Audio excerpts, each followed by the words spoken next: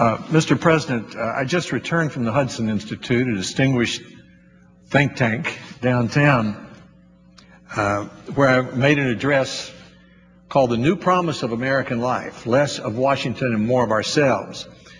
It included a panel of, following my address, there were a panel of the following people: Cato Byrne of National Review, Christopher DeMuth, who was formerly the head of the American Enterprise Institute, Checker Finn, who runs the Fordham Foundation, Bill Kristol, the founder of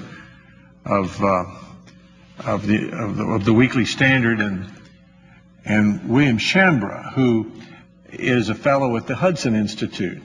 And they commented on what I had to say. It was one of my most enjoyable experiences because it was a reprise of something we did in 1995.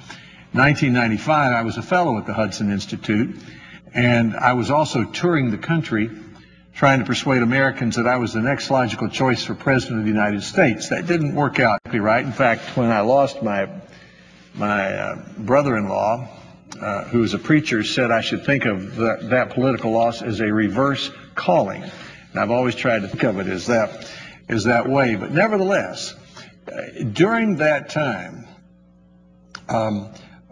Checker Finn and I edited a book called "The New Promise of American Life." We selected that title because Herbert Crowley in 1909 had written a book called "The Promise of American Life," which really was a progressive manifesto that launched the thinking of President Wilson and more recently President Obama. And our thought then, in 1995 and 96, and Mr. Kristol, Mr. Shambra, and Mr. Finn were all contributors to our volume, was that progressivism had gone too far and that we needed less of Washington and more of ourselves. That's what we said in 1995. Well, looking back over that volume, that was pretty good advice, but obviously nobody took it. And so what we decided to do today was the Hudson Institute sponsored another forum about the new promise of American life. I talked about it, and the people that I just mentioned commented on it.